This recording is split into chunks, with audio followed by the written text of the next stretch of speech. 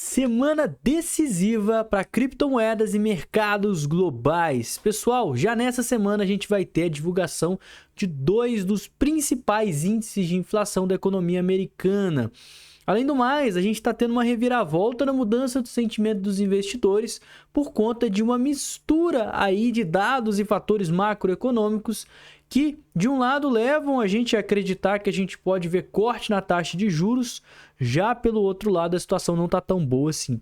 No vídeo de hoje eu vou explicar o que está acontecendo para você. A gente vai juntar todos esses indicadores, vamos chegar aqui no denominador, se realmente está no momento seguro e propício, né, a alta do mercado, ou se a proteção de capital é a melhor saída. Logo depois da vinheta.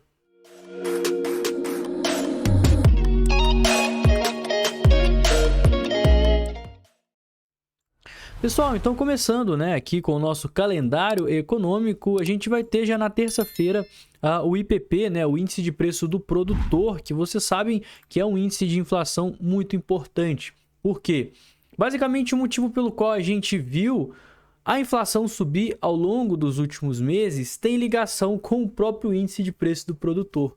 Quando o produtor produz um determinado produto, né, uma determinada mercadoria, ele está ali produzindo a matéria-prima, arroz, trigo, e mandando isso para o mercado, lá nos Estados Unidos, né? Se o preço de produção dele, o preço do produtor está subindo, ele vai ter que vender esse produto mais caro para o mercado, que vai chegar mais caro para o consumidor final, que é o que vai resultar no aumento de preços ali do que as pessoas estão consumindo, do que as pessoas estão pagando no dia a dia, que é a chamada inflação. E a gente vai ter a divulgação desse índice importante já na terça-feira, amanhã, às 9h30 da manhã. E a grande questão que a gente precisa ficar de olho é na projeção. A projeção contra o que sair, né, o atual. Lembrando que ele é um índice que ele retrata, né, de uma forma um pouco mais atrasada o que realmente vai representar no IPC, que é o Índice de Preço do Consumidor. Esse sim é o índice mais importante, tá? Ele é o índice mais analisado ao longo do mundo inteiro. E ele também vem demonstrando um histórico de vir acima das projeções, que é o maior temor aí das pessoas atualmente, né? Então, se a gente pegar aqui o IPC ou então o CPI, igual muita gente gosta de analisar, a gente tem dois, né? A gente tem o núcleo, que o núcleo, no caso, ele exclui alimentos e energia. A gente percebe que ao longo desse ano de 2024, desde janeiro, o CPI só veio acima do previsto. E se a gente considerar alimentos e energias, ou seja, bens e serviços de forma geral, o que o consumidor vem consumindo, né? Índice de preço do consumidor, o preço das coisas que o consumidor padrão dos Estados Unidos vem consumindo, praticamente desde novembro, a gente vem vendo esse índice vir desconforme com as expectativas, com exceção do mês de fevereiro. Todos os demais meses vieram acima das expectativas. E é justamente isso que é o grande temor das pessoas lá dos Estados Unidos, né? Porque se a gente tiver uma inflação mais alta, isso significa que o Banco Central americano vai precisar estar mantendo a taxa de juros alta por mais tempo.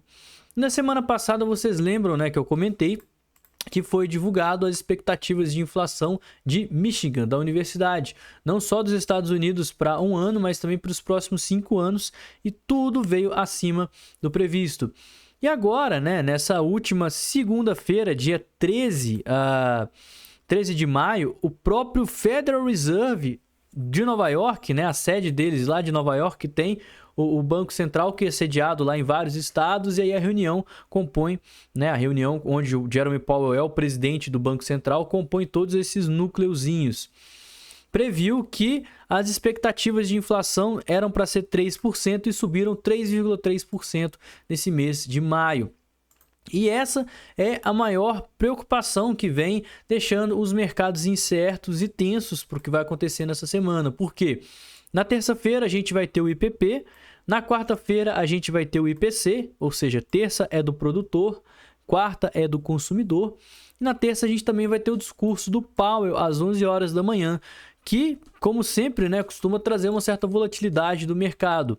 Algo que a gente precisa ficar de olho é se ele vai comentar sobre essas expectativas do Banco Central americano de Nova York, E também se ele vai comentar sobre o payroll que foi divulgado na semana passada, um dos motivos que fez o mercado subir, né, o S&P 500 subir aí na última semana. A gente viu essa alta aqui, ó, em especial aí na sexta-feira, foi justamente a divulgação do payroll que veio aí abaixo das expectativas, ou seja, o payroll ele veio mostrando que o mercado de trabalho está mais aquecido.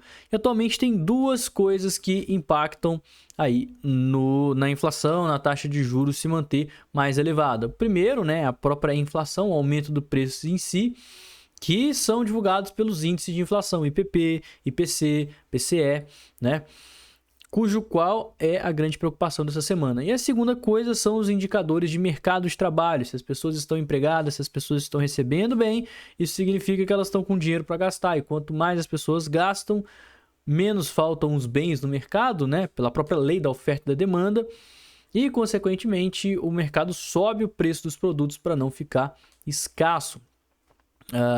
Então, a gente está vendo que, por um lado, o mercado de trabalho está dando uma esfriada, né? Então, relatório de emprego dos Estados Unidos mostrou para a gente que eram esperadas aí 238 mil empregos, enquanto foram constatados 175. Tem menos pessoas empregadas do que a projeção. Isso é bom para os mercados, faz os mercados subirem porque não tem tanta gente empregada, então não tem tanta gente ali com poder de consumo para fazer os preços subirem. Mas, por outro lado, a gente tem índices inflacionários que vêm mostrando um histórico de vir acima da projeção, acima da média, que é o que está preocupando o mercado.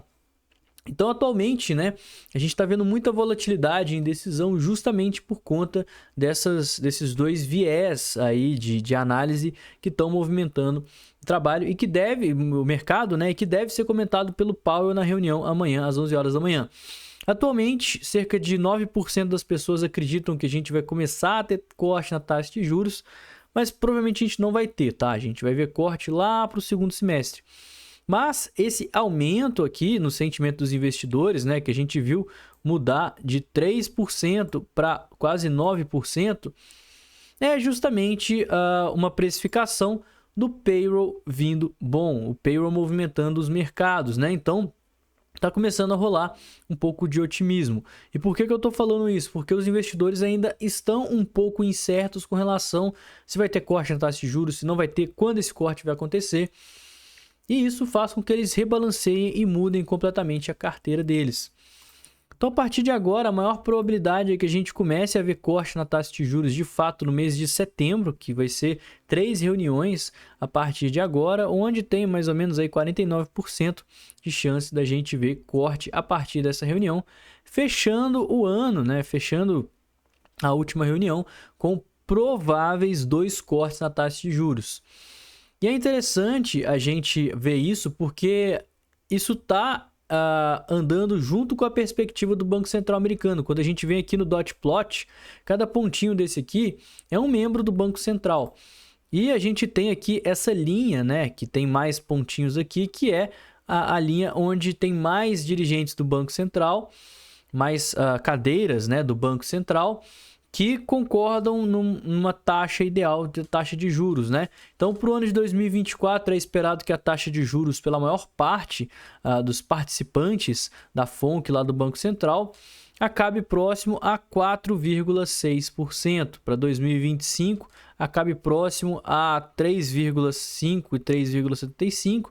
E a gente vê essa diminuição gradual ano após ano. Então, está condizente com o mercado, né? 2 cortes na taxa de juros entre 4,75% e 4,5%, de acordo com as perspectivas do Banco Central.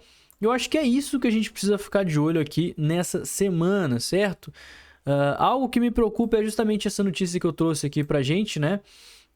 Que o próprio Banco Central está aguardando uma inflação talvez um pouco pior para esse mês de maio, que vai ser o que vai ser divulgado nos próximos 2 dias, e isso pode trazer aí uma certa volatilidade no mercado. Por isso que eu acho que essa semana ela é tão importante. A gente teve já um banho de água fria nas últimas semanas, bastante volatilidade. A gente está vendo como que a correlação entre os mercados tradicionais e as criptomoedas estão grandes, tanto que a gente vê a diminuição de volume dentro dos ETFs. A gente não só viu o mês de maio marcado pela primeira vez que a gente teve vendas no ETF da BlackRock e um dia inteiro onde todas as gestoras venderam quase $500 bilhão, mais de $500 bilhão em ETF, mas que a cada dia que passa o interesse institucional nos ETFs vem diminuindo. E isso não é porque o fundamento do Bitcoin perdeu ou que as empresas todas estão muito expostas, nem nada do tipo. Mas que caso o Banco Central mantenha as taxas de juros altas por mais tempo, que é algo que vai ser determinado por todos esses indicadores de inflação comentados aqui agora com você, os investidores em geral vão preferir estar menos expostos à renda variável, vão preferir para a renda fixa, para mercados mais seguros, né? Tal como títulos do Tesouro, que são justamente baseados na taxa de juros. Quanto maior a taxa de juros, mais os títulos do Tesouro americano vão estar pagando. Então as pessoas, em vez de ficar ali comprando renda variável, comprando ação, comprando ETF de Bitcoin, que é extremamente volátil comparado ao mercado acionário, eles preferem estar investindo em títulos do Tesouro, justamente porque eles vão ter uma rentabilidade fixa mais elevada, uma vez que a taxa de juros vai estar mais alta. E é por isso que quando a gente tem aumento na taxa de juros, ou então quebra de perspectiva de corte, que é o que está rolando agora, né? A gente provavelmente não vai ver aumento, mas deve ver uma quebra aí nessa chance de corte na taxa de juros. Isso faz com que as pessoas queiram se expor menos à renda variável. E caso a gente tenha indicadores do mercado, indicadores de inflação mostrando para a gente que a inflação continua forte, mais pessoas podem tender a movimentar suas carteiras, vender suas ações, vender os ETFs, criptomoedas, justamente com medo disso. Para você ter uma ideia, dia 1º de maio foi um dia muito volátil e foi o dia marcado por a venda de todas as gestoras. Todas as gestoras apresentaram venda de Bitcoin. Esse dia 1º de maio foi a última FONC, que o presidente do Banco Central falou que a gente não ia ter corte na taxa de juros tão cedo, enquanto a inflação não chegasse na meta de 3%. E agora, né, a gente acabou de ver que as expectativas não são mais 3%, e sim 3,3%. Na verdade, não é 3%, é 2%, né? Eu falei errado.